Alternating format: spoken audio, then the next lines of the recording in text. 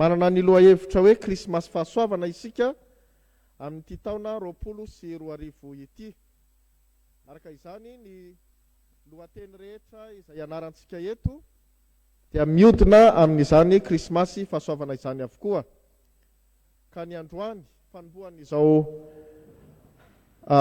herinandro masina izao, ny lohateny izay ananantsika dia ny hoe Krismasy Fahasoavana, anjara tsara ho an'ny olona rehetra. Krismasy Isaia 7 vakitsika manomboka amin'ny andininy voalohany hatramin'ny andininy fahaenina. Isaia 7 andininy voalohany hatramin'ny andininy fahaenina dia iara-mitsangana isika handresy hamaky izany teny izany amin'ny anaran'i Jesosy. Ny olona izay mandeha amin'ny maizina dia mahita mazava lehibe, izay mitoetra amin'ny tany aloky ny fahafatesana no hiposahany mazava. Hamaroinao ity firenena ity ary ampitomboinao ny hafaliany. Mifaly ao anatrehanao izy tahaka ny hafaliana amin'ny fararano, ary tahaka ny fifalian'ny olona raha mizara-baba. Fa ny bao fitondranentany sy ny tsorakazo ny kapohana ny lamosiny izay tsorakazo ny mpampiasa azy dia tapahinao tahaka ny tamin'ny andro namelezana ny Midianina. Fa ny kirarony izay mitratrevadreva fandeha eo amin'ny fiorakoraky ny ady sy ny fitafiana miosondra dia samy hodorana, eny ho kitay hatoka amin'ny afo izany. Fa zaza no teraka ho antsika, zazalahy no omenantsika, ary ny fanapahana dia eo antsorony, ary ny anarany atao hoe mahagaga, mpanolo-tsaina, Andriamanitra mahery, rainy mandrakizay, andriany fiadanana. Ny handrosoan'ny fanapahana sy ny fiadanana dia tsy hanapataperana eo amin'ny seza fiandrianan'i Davida sy ny fanjakany, mba hampiorenana sy hampitoerana azy amin'ny rariny sy ny hitsiny hatramin'izao ka ho mandrakizay. Ny fahasarom-piaron'i Jehovah tompony maro no ahatanteraka izany. Ray masonao manamasinana ay amin'ny fahamarinana, ny teninao no fahamarinana. Amen. Re fiangonana malala ho aminareo rehetra ny fahasoavana sy ny fiadarana avy amin'Andriamanitra raintsika sy Jesosy Kristy Tompo. Krismasy Fahasoavana, anjara tsara ho an'ny olona rehetra. Misaotra ny Tompo isika raha afaka mankalaza, afaka hankalaza izao Krismasy izao amin'ity taona 2020 ity. Misaotra azy satria namakivaky efitra sy tany sarotra isika tamin'ity taona ity, iarahantsika rehetra mahalala izany. Nisedra iny valana retina izay namely ny tany manontolo iny, eny mbola mamely aza moa mandraka kehitriny. Ny vokatra izany fampatsahivana ihany, tsy mba afaka nankalaza ny pasika ny ombonana isika tahaka izay fanaontsika isa-taona, fa tratry ireny atao hoe fihibohana ireny. Nankalaza tamin'ny fomba somary teritery ny Pentekosta ihany koa isika, satria mbola voafetra dia voafetra ny isantsika tamin'izany. Ny isan'ireo izay afaka mivory tamin'izany fotoana izany. Fa izao isika, na dia mbola hodidinin'ireo fepetra ara-pahasalamana samihafa tsy maintsy hajaina, tsy maintsy tandrovana aza, dia azo lazaina fa afaka miomby-pifaliana indray hanatrika ity Krismasy taona 2020 ity. Izany no amaritana fa tena lalan-tsarotra tokoa no diavintsika rehetra, ary io dia ny olombelona rehetra tsy hakanavaka, satria namely ny tany manontolo izany valana retina izany ka samy niatrika ny fahasairanana avokoa ny olombelona rehetra. Mifandray amin'ny lohahevitra ananantsika indrindra ary izany toe-javatra izany. Mifandray satria raha afaka hankalaza na mankalaza izao Krismasy miompona toy izao isika, dia noho ny fahasoavan'Andriamanitra irery ihany. Ny faneva izay ananantsika amin'ity Krismasy Fahasoavana 2020 ity, araka ny hitantsika amin'ny Lioka 2:10 tapany B, izay manambara indrindra ny hoe aza matahotra fa indro milaza teny somafaly ho aminareo aho, dia manambara izany fandrotsahan'Andriamanitra ny fahasoavany izany. aza matahotra hoy ny anjely nampitorana ny teny fa indro milaza teny soa mahafaly aminareo aho.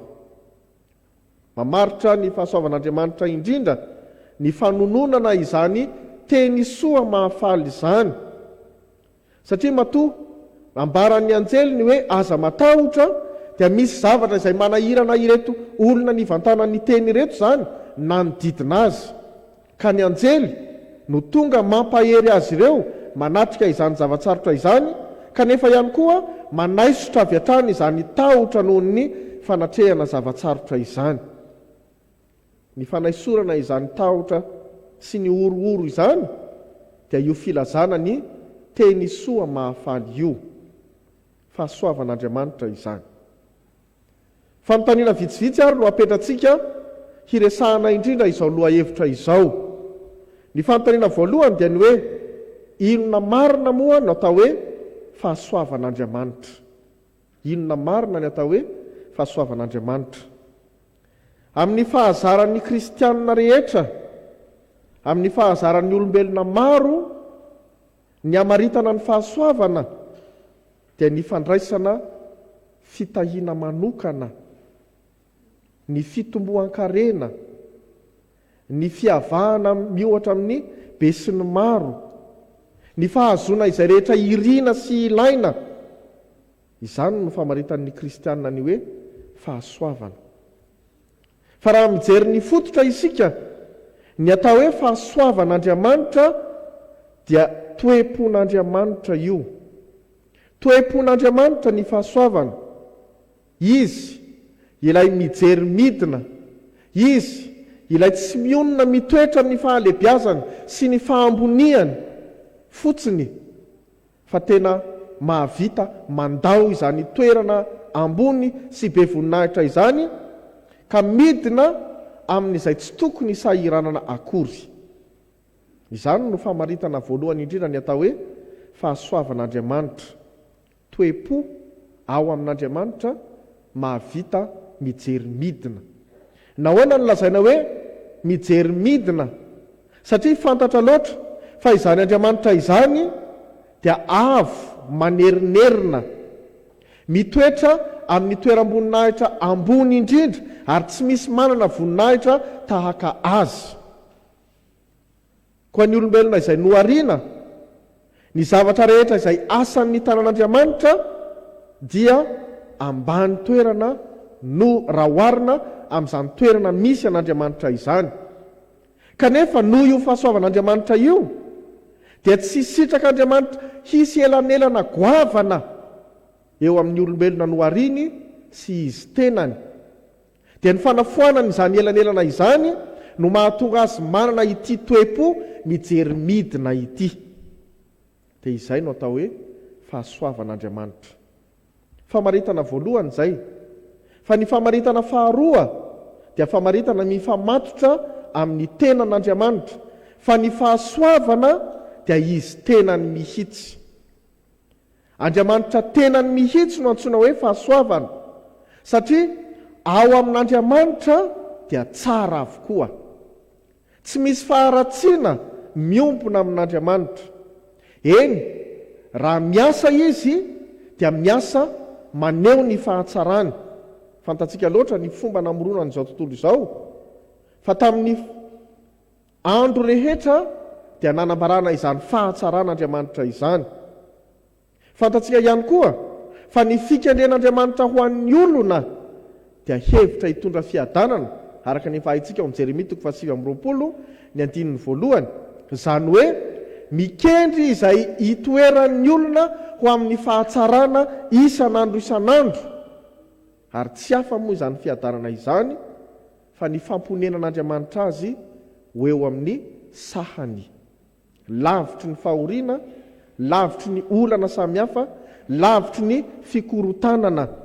Izany fihevitr'Andriamanitra izany dia ahitantsika fa tsy mikendry izay ratsy hitranga eo amin'ny fiainan'ny olona Andriamanitra, fa mikendry ny fahatanterahany fahatsarany mandrakariva. Dia izay no mahafahasoavana tenany an'Andriamanitra. Izay no famaritana anankiroa atolotra antsika momba izany fahasoavana izany. Ny fanontaniana faharoa dia izao: nahoana no ampiasain'Andriamanitra ny fahasoavany? Ampiasain'Andriamanitra ny fahasoavany satria tsy mahazaka mijery ny fahavoazana sy ny fahaverezan'ny olombelona izy. Tsy mahazaka mijery ny fahavoazana sy ny fahaverezan'ny olombelona izy. Ny olombelona izay nisafidy ny lalan-dratsy, niala tamin'Andriamanitra, nanana fahasahiana ny avonavona tamin'Andriamanitra, nanana fahasahiana ndray fanapahan-kevitra ho an'ny tenany samy rery araka izay fieveran'ny sainy sy nitondran'ny lohany azy. Kanefa ny vokatra izany, arakaraky ny fanalavirana an'Andriamanitra no hidirana mafy kokoa amin'ny aizina izay mandrakotra ny fiainana iray manontolo. Tsy sitrak'Andriamanitra ny izoran'ny olona amin'izany lalan-dratsy izany, ka izy tenany nampiasa ny fahasoavany, ilay nofaritana teo am-piandohana teo hoe mijery midina. Izy tenany izay manambara mahitsy fa tsy sitrany ny havery ny ratsy fanahy, fa ny mba hialany amin'ny ratsy. Amin'ny fahasoavan'Andriamanitra no anatanterahany izany famonjena izany. Dia io no lazain'i Paoly eo amin'ny Efesianina hoe fahasoavana no namonjena anareo. Io toe-pon'Andriamanitra io no antony fahatanterahany izany famonjena antsika rehetra izany, satria tsy zakany ny mijery ny fahavoazantsika. Inona moa izany fahavoazantsika izany? Tsy inona izany fa ny fahafatesana mandrakizay. Arakaraky ny analavirana ilay source de vie no hidirana tsikelikely amin'izany fahafatesana izany.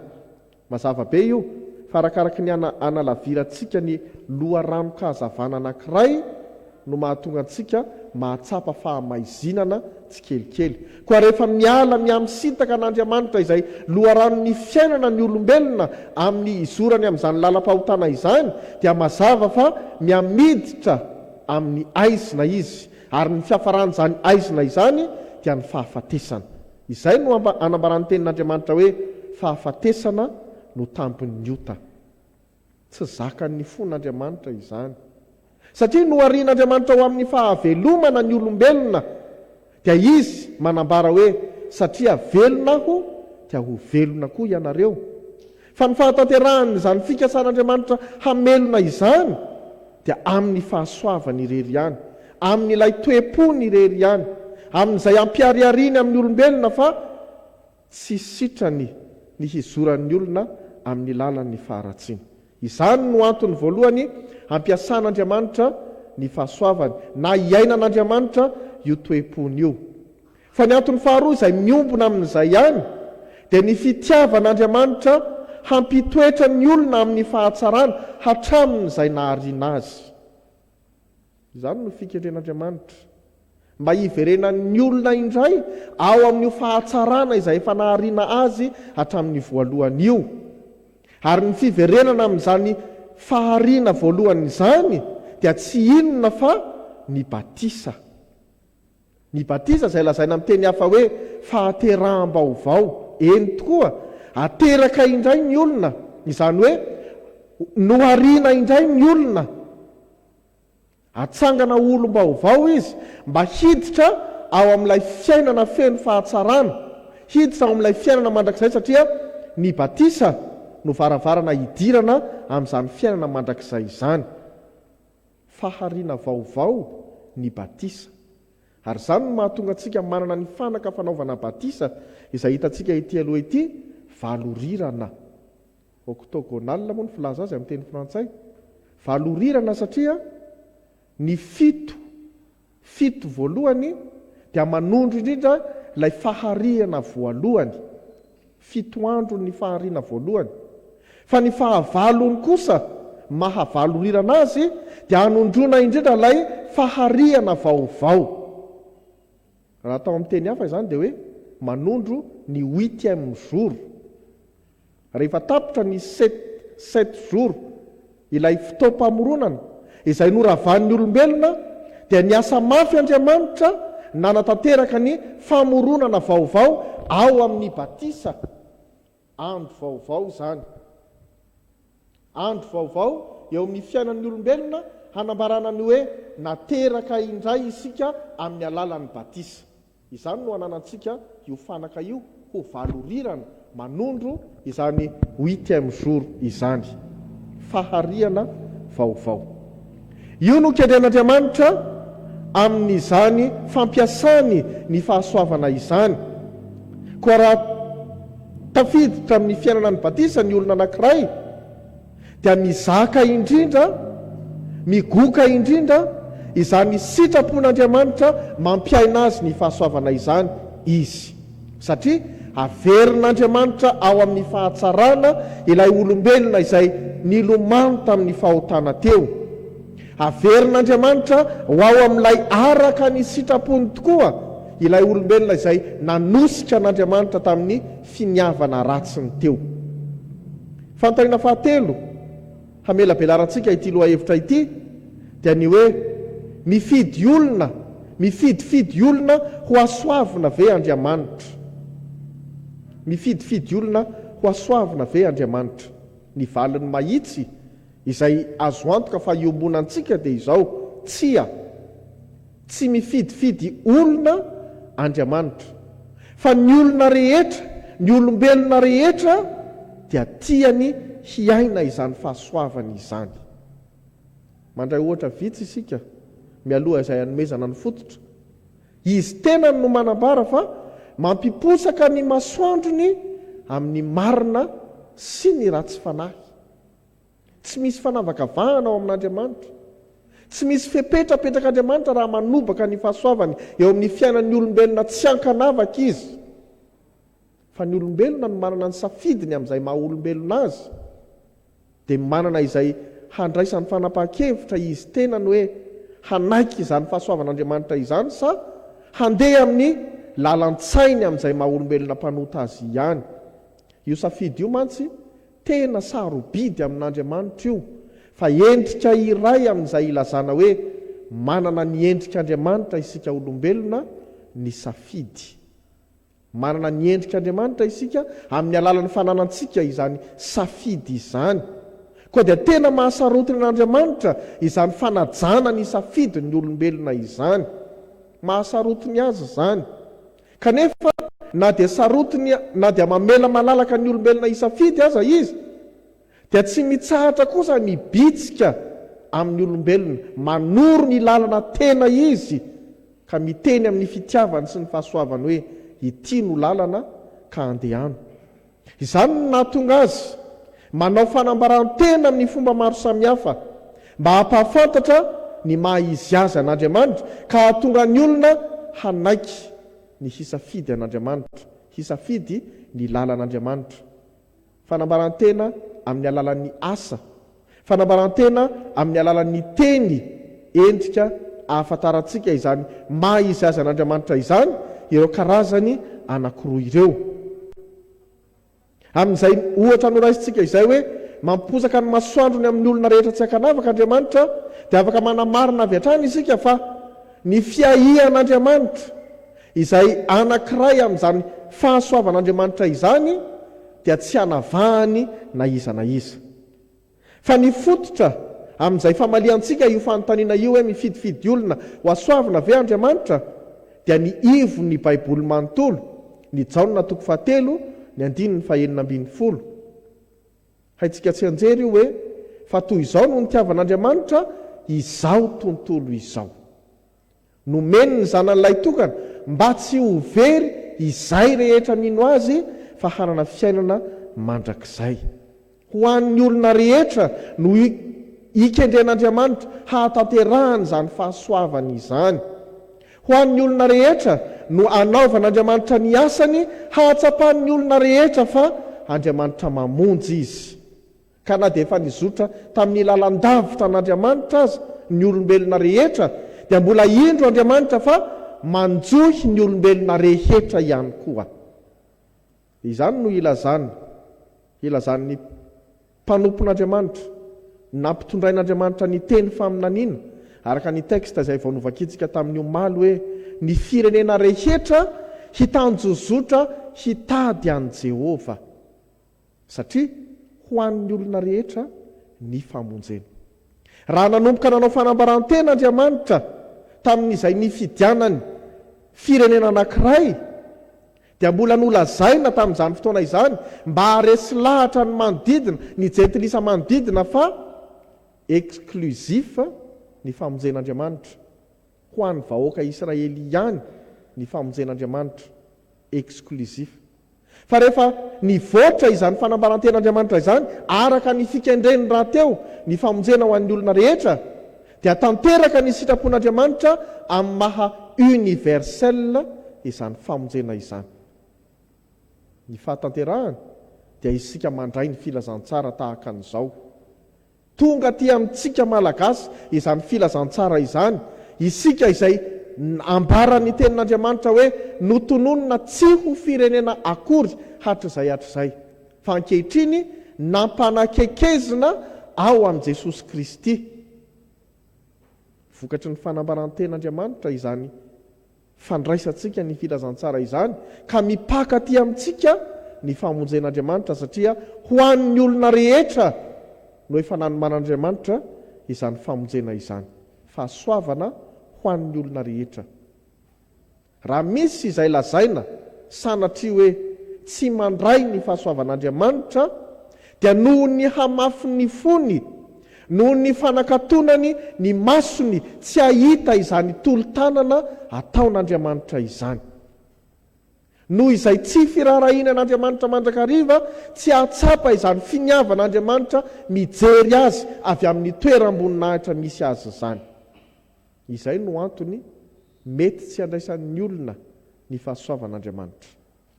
Fanontaniana fahaefatra, miditra mamaly izao lohateny, mamelatra izao lohateny ananantsika izao, dia ny hoe fahasoavana ary ve zany ny Krismasy? Fahasoavana ve ny Krismasy? Ny fahatongavana ho nofo no ankalazaintsika, tsarovantsika amin'izao Krismasy izao.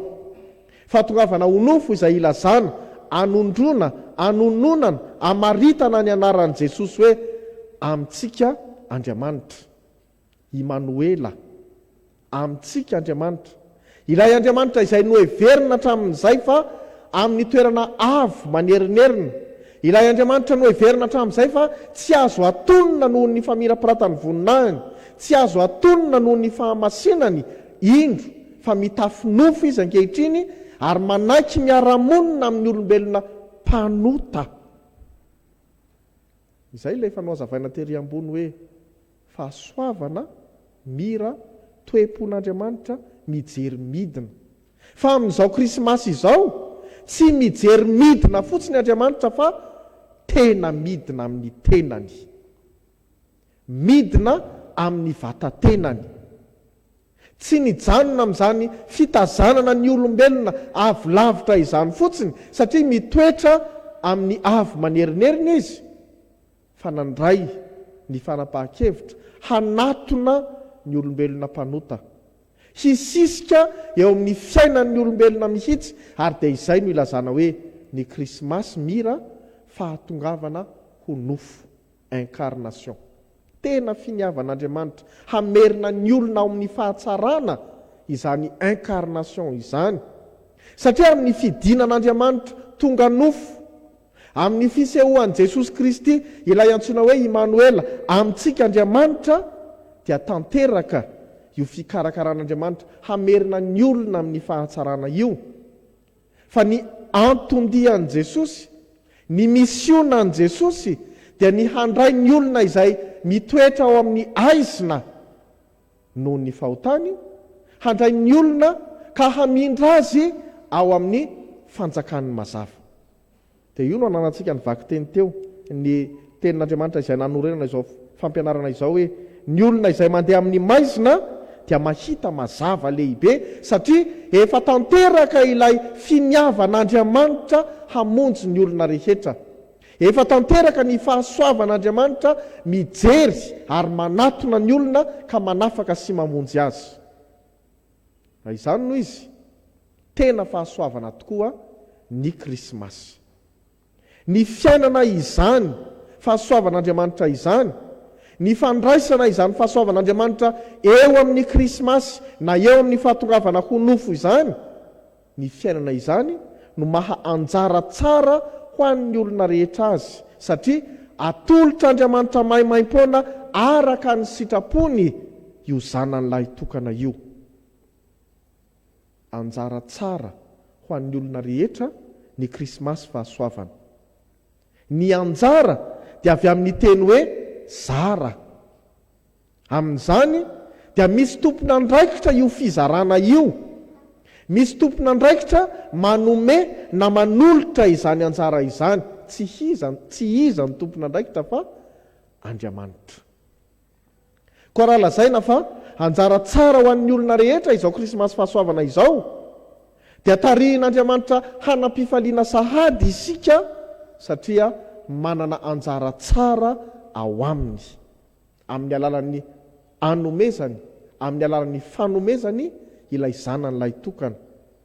Tena fanomezana sarobidy izany Jesosy tonga nofo izany, satria fantatra loatra araka izay no azavaina teo fa izay fikendren'Andriamanitra amin'ny fahatongavan'i Jesosy io nofo dia ny hanova ny fiainan'ny olombelona mpanota ho amin'ny tsara, hamerina ny fiainan'ny olombelona mpanota ho amin'ny fahatsarana tahaka izay nahariana azy tamin'ny voalohany.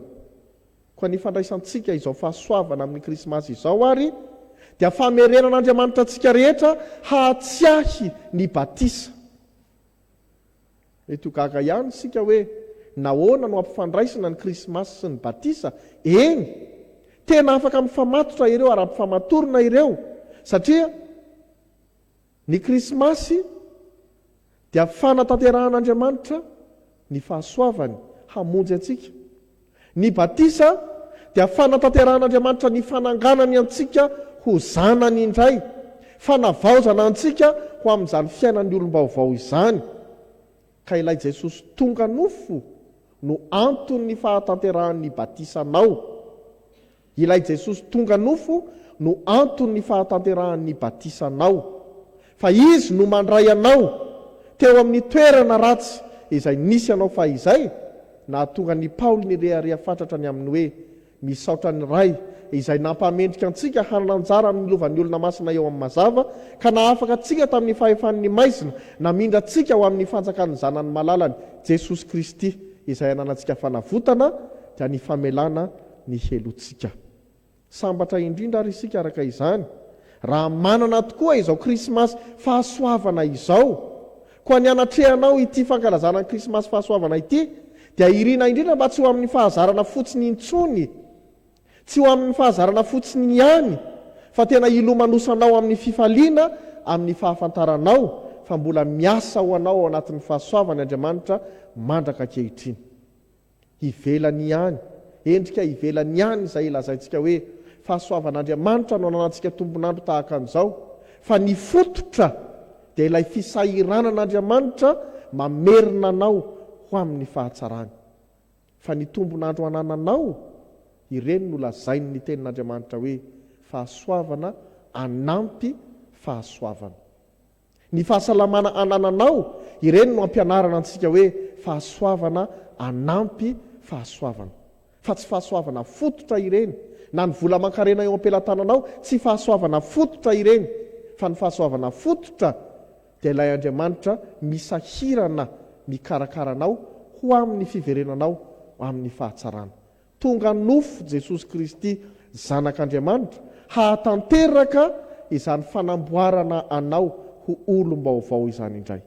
Mifalia indrindra ary fa tsy mivadika amin'izay efa nekeny hatramin'ny voalohany Andriamanitra dia ny fahatanteran'izany famonjena antsika rehetra izany, ary ianao dia manana anjara amin'izany fahasoavan'Andriamanitra izany.